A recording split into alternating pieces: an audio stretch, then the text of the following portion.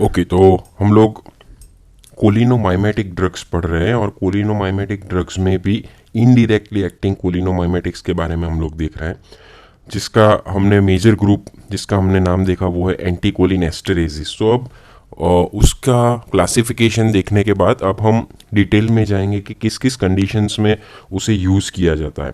सो पहला major condition है जहाँ पे ये एंटीकोलिन एस्टरेजिस यूज़ होता है, वो है ग्लोकोमा। अभी इसके बारे में डीपली हम एड्रेनर्जिक सिस्टम में देखेंगे, लेकिन सुपरफिशियल आइडिया मैं आपको दे देता हूँ कि ग्लोकोमा है क्या।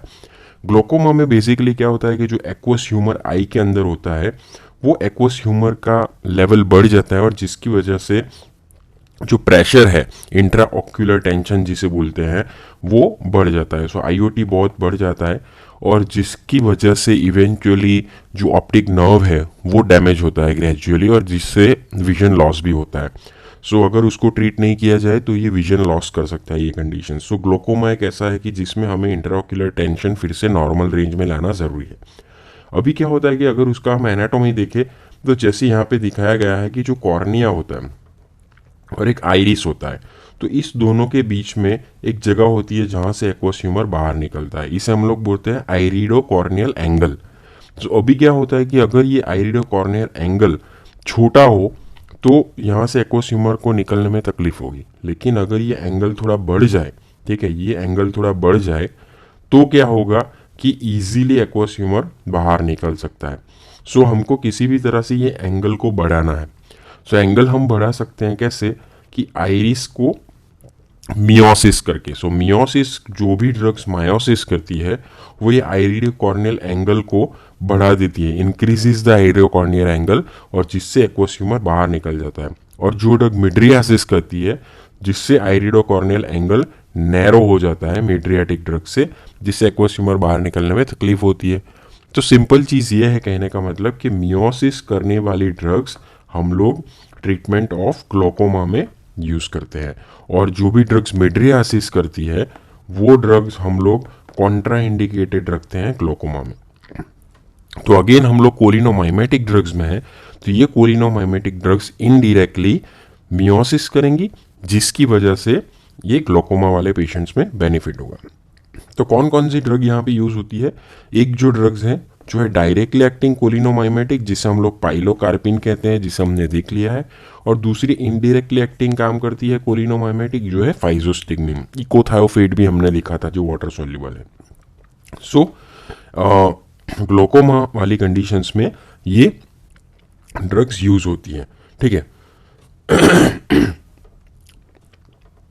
दूसरी कंडीशंस कि आपको रिवर्स करना है मिड्रिया के की इफेक्ट को, जैसे हम लोग रिफ्रैक्टरी टेस्टिंग करते हैं। तो रिफ्रैक्टरी टेस्टिंग में क्या होता है कि हम लोग प्यूपिल को डायलेट करते हैं या डायलेटेशन ऑफ प्यूपिल करते हैं। सो वो डायलेटेशंस करके प्रॉपर जो नंबर्स जो हैं, जब हम कहते हैं रिफ्रैक्टरी एरर्स, वो हम ले सकते हैं, उसे हम लोग एग्जैक्टली ले सकते हैं। तो अगर ये मिड्रियासिस होने के बाद क्या होता है कि प्रॉपर दिखाई नहीं देता, फोकस नहीं कर सकती है इसको, उसकी इफेक्ट को कम करने के लिए हम लोग मियोटिक ड्रग्स भी दे सकते हैं। तो उस कंडीशंस में भी मियोटिक ड्रग्स यूज़ होती हैं। इवन एडहेजन, जैसे हमने बात की कि कई कबार मिड्रियासिस और मियोटिक ड्रग साथ में यूज़ करने से क्या होता है कि एडेजियोलाइसिस होता है, जो एडेजन्स हो जाता है लेंस और कॉर्निया के बीच में, वो तोड़ने के लिए भी हम लोग रिपीटेटिवली मिड्रियाटिक और मियोटिक ड्रग्स यूज़ करते हैं। तो उस केस में एज अ मियोटिक ड्रग ये पाइलोकार्पिन या फिर फाइजोस्टिग्मिन यूज़ होते हैं। तो ये जो मियोटिक ड्रग स्पेशली जो है इसको यूज़ करने से क्या होता है, ये जो ड्रग्स होती हैं वो रैपिड और शॉर्ट लास्टिंग होती है, और एडवांटेज ये है कि इंट्राऑक्यूलर टेंशन कम होता है लेकिन फ्लक्चुएशंस भी उसमें रहता है। सो इसीलिए ग्लोकोमा में काफ़ी सारी अदर ड्रग्स हैं, स्पेशली एड्रेनर्जिक सिस्टम की या फिर एंटी एड्रेनर्जिक सिस्टम की ड्रग्स हैं, वो हम ज़्यादा यूज़ करते हैं रादर देन दिस, क्योंकि इसके एडीएस थोड़े ज़्यादा है। जैसे विजन में थोड़ा डिफ़िकल्टी हुआ या फिर डिस्टर्बेंस होता है, डीम लाइट में थोड़ा डिस्टर्बेंसेस होता है, ब्रो पेन ये बहुत कॉमन है, आईब्रो में पेन होता है because of the spasm of accommodations, क्योंकि ये स्पाजम ऑफ अकोमोडेशन ये ड्रग कोलिनोमाइमेटिक ड्रग्स है, ठीक है। तो M3 रिसेप्टर को स्टिमुलेट करती है, तो स्पाजम ऑफ अकोमोडेशन होता है और जिसकी वजह से ब्रो पेन होता है।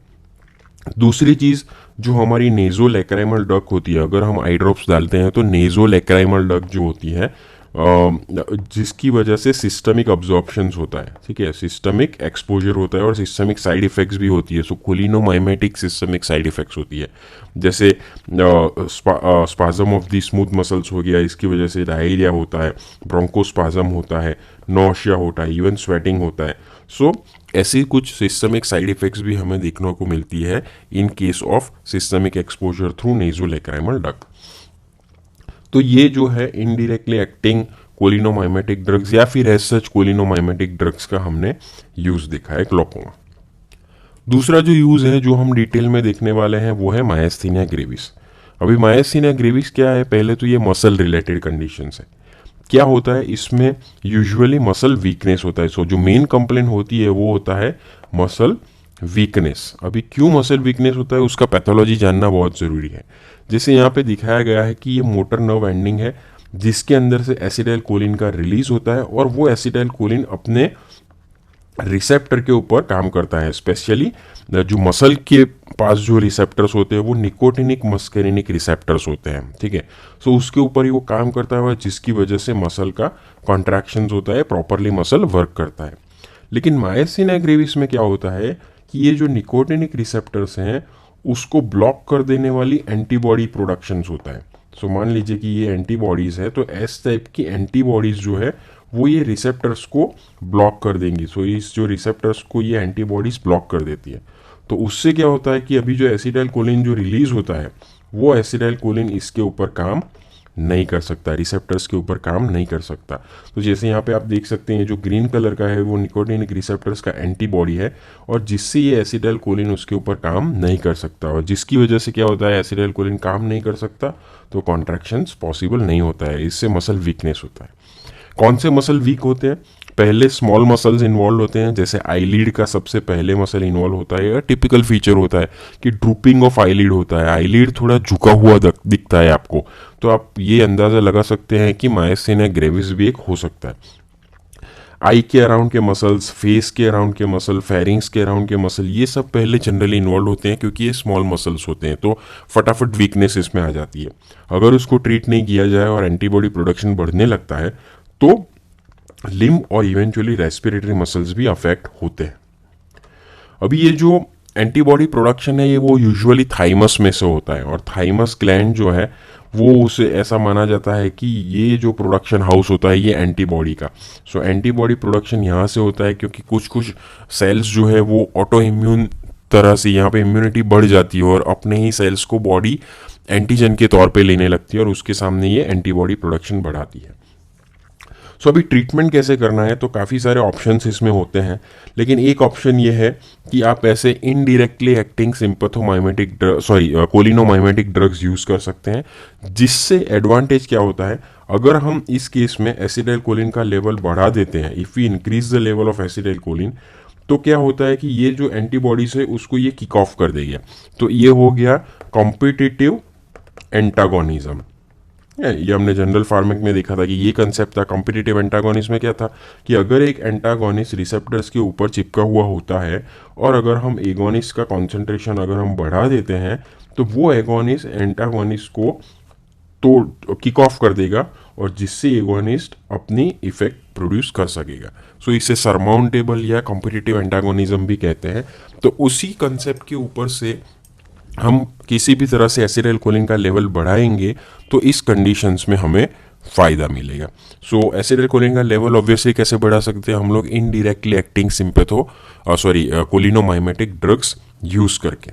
सो ऐसी जो नियोस्टिग्मिन है, पायरिडोस्टिग्मिन है, ऐसी स्टिग्मिन या फिर ऐसी इनडायरेक्टली एक्टिंग कोलिनोमाइमेटिक ड्रग्स की जो पेरिफेरल काम करती है। जैसे हमें पता भी है कि दूसरी भी एक नियोस्टिग्मिन के साथ हमने कंपैरिजन की थी, ठीक है, लेकिन वो टर्शरी अमाइन था, नियोस्टिग्मिन वो क्वाटरनरी अमाउंट। तो नियोस्टिग्मिन है वो पेरिफेरल काम करेगा, मसल लेवल पे काम करेगा, ठीक है। तो इसलिए इसमें नियोस्टिग्मिन का काफ़ी यूज़ होता है। एक पायरिडोस्टिग्मिन भी ये ऑल्टरनेटिव है जिसका यूज़ होता है। अब यहाँ पे जो एंटीबॉडीज़ होती है वो यूजुअली निकोटिनिक मस्करिनिक रिसेप्टर्स के ऊपर की एंटीबॉडी होती है। ये ड्रग्स क्या करेंगी कि ये एसिटाइल कोलिन का लेवल बढ़ाएंगी और increase acetylcholine level nicotinic receptors के ऊपर तो काम करेगा ही, लेकिन वो मस्केरिनिक इफेक्ट भी प्रोड्यूस करेगा, तो उससे मस्केरिनिक सिमुलेशन भी होगा। सो ये ड्रग से मस्केरिनिक साइड इफेक्ट्स भी बहुत प्रोड्यूस होती हैं। सो अगर इसको हमें ब्लॉक करना है तो हम एंटी कोलिनर्जिक या एंटी मस्केरिनिक ड्रग्स, जैसे मान लीजिए एट्रोपिन जिसका नाम है, वो हमें यहाँ पे देना पड़ेगा। क्यों? क्योंकि हमें फायदा तो हो रहा है, एसिटाइलकोलिन बढ़ने से निकोटिनिक सिमुलेशन हो रहा है, ये हमको एडवांटेजेस हो रहा है, लेकिन मस्केरिनिक सिमुलेशन से साइड इफेक्ट हो रही है। तो स्पेशली मस्केरिनिक इफेक्ट ब्लॉक करने के लिए we need to give atropine. ठीक है, इससे क्या होगा, ये जो ड्रग्स हैं, ये जो नियोस्टिग्मिन पायरिडोस्टिग्मिन ड्रग्स हैं, ये बेसिक डिसऑर्डर्स को कुछ ज़्यादा अफेक्ट नहीं करेगी, क्योंकि बेसिक डिसऑर्डर्स को क्या है, जैसे हमने मान लिया कि ये ऑटो इम्यून कंडीशन है, थाइमस में से एंटीबॉडी प्रोडक्शन बढ़ता रहता है, लेकिन ये हमें सिम्टोमेटिक काइंड ऑफ रिलीफ करती है। सो बेसिक जो प्रोग्रेशन ऑफ डिसीज पे इसकी खास असर नहीं है, लेकिन सिम्टोमेटिक इंप्रूवमेंट देती है। जो इंपॉर्टेंट ड्रग है यहाँ पे वो है कॉर्टिकोस्टेरॉइड्स, क्योंकि कॉर्टिकोस्टेरॉइड एक ड्रग है जो इम्यून सप्रेसिव एक्शंस के साथ आते हैं। ठीक है, so main immuno suppressive drugs जो है वो यहाँ पे बहुत ही इंपॉर्टेंट रोल हो जाता है, क्योंकि क्या होता है कि ये जो ड्रग्स हैं वो जो एंटीबॉडी का प्रोडक्शंस है वो कम करते हैं। ठीक है, सो दूसरी कुछ इम्यूनोसप्रेसेंट ड्रग्स जैसे एजाथायोप्रिन, साइक्लोस्पोरिन, प्रेडनिसोलोन, ये सब हम लोग इवेंचुअली सब्सिक्वेंट चैप्टर्स में देखेंगे। तो ये सब ड्रग्स हैं वो काफ़ी ज़्यादा बेनिफिशियल है। तो पहले हमने एक ऑप्शन देख लिया ट्रीटमेंट के अंदर कि इनडायरेक्टली एक्टिंग या फिर एंटी कोलिन एस्टेरेज ड्रग्स हमें देना है। दूसरा ऑप्शन जो है हमें कॉर्टिकोस्टेरॉइड्स देना है। ठीक है, तो कॉर्टिकोस्टेरॉइड ये हमारा दूसरा ऑप्शन हो गया। तीसरा ऑप्शन जो हमारे पास है वो है प्लाज्मा फरेसिस। अब प्लाज्मा फरेसिस क्या है? It's a filtration of plasma.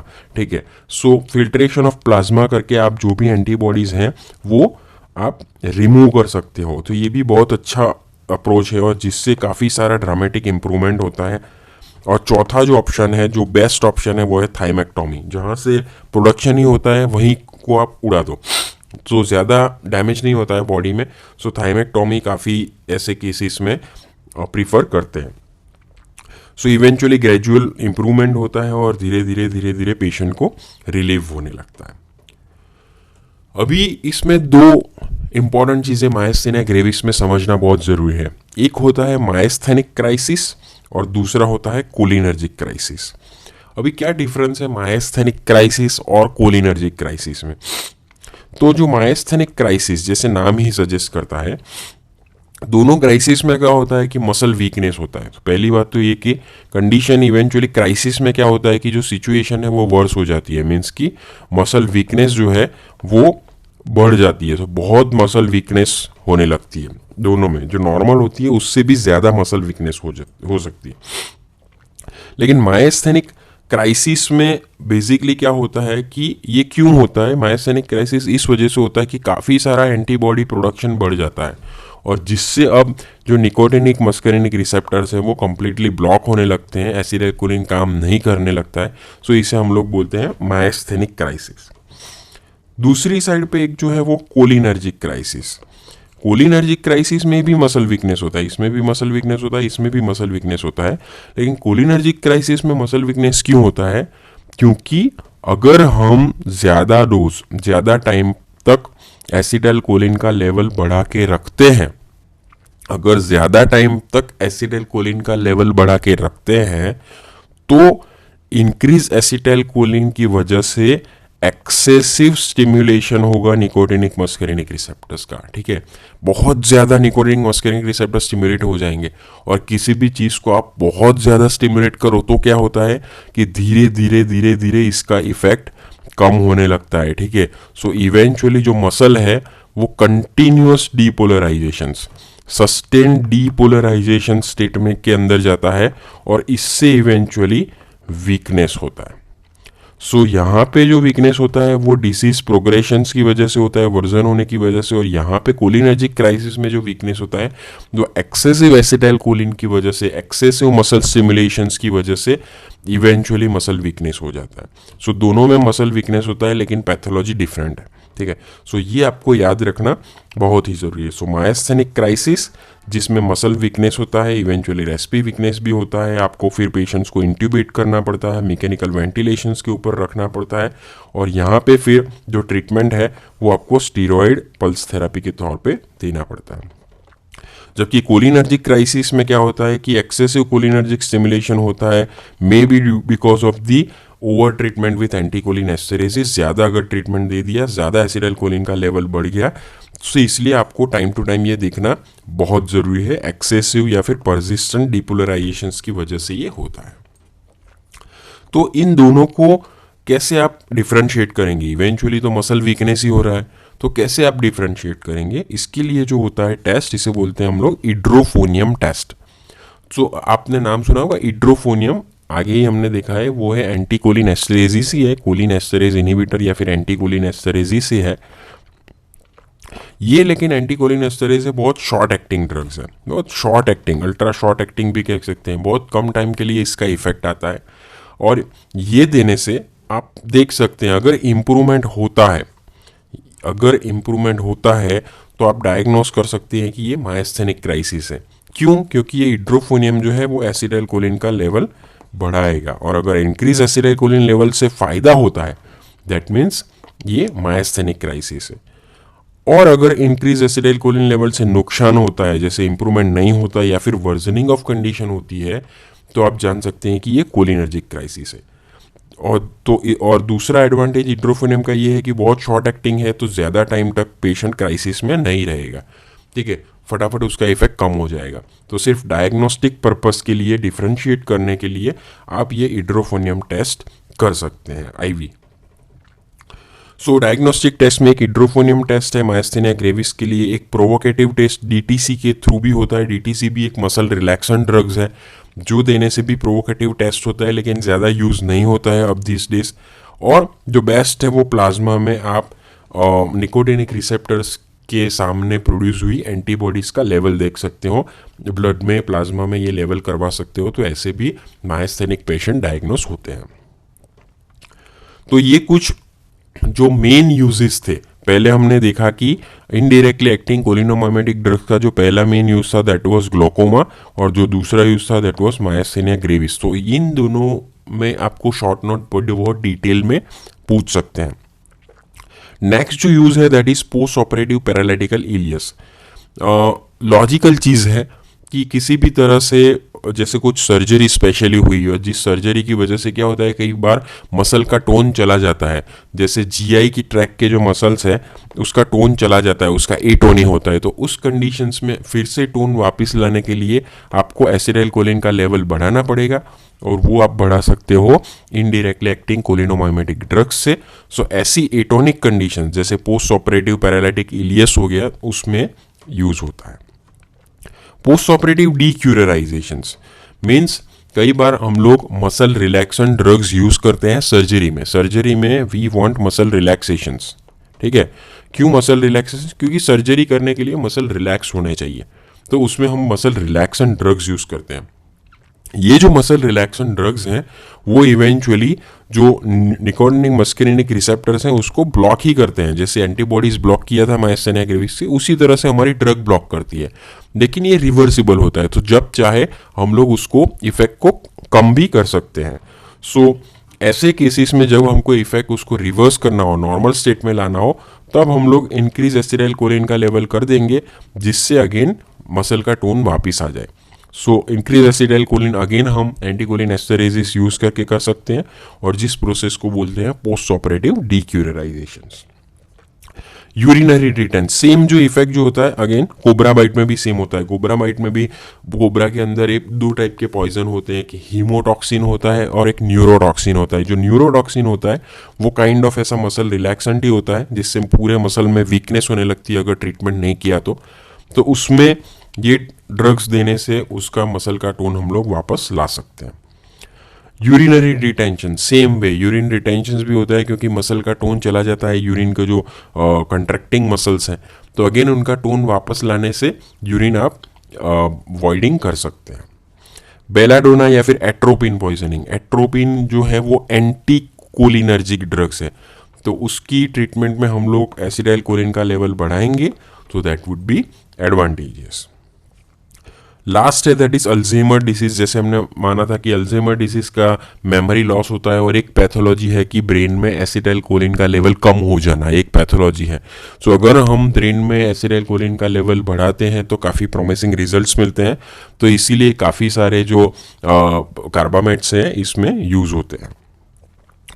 और कुछ ड्रग का ओवरडोजिस, जिस ड्रग में ऐसी एंटी कोलिनर्जिक एक्टिविटी ज़्यादा होती है, जैसे ट्राईसाइक्लिक एंटी डिप्रेशंस हो गए जो डिप्रेशंस में यूज़ होते हैं, फिनोथायाजीन्स होते हैं जो एंटी साइकोटिक्स के तौर पे यूज़ होते हैं, कुछ एंटी हिस्टामिनिक्स एलर्जी में यूज़ होने वाली दवाइयाँ होती है। अगर इसका ओवरडोज हो गया तो क्या होता है कि एंटी कोलिनर्जिक एक्टिविटी बहुत बढ़ जाती है, और इस केस में हम जो मेन ट्रीटमेंट है वो है हमें एसिटाइल कोलिन का लेवल बढ़ाना है, और जो हम कर सकते हैं ऐसी कोलिनोमाइमेटिक ड्रग्स के थ्रू। तो इसमें भी ये ड्रग्स यूजफुल रहती हैं।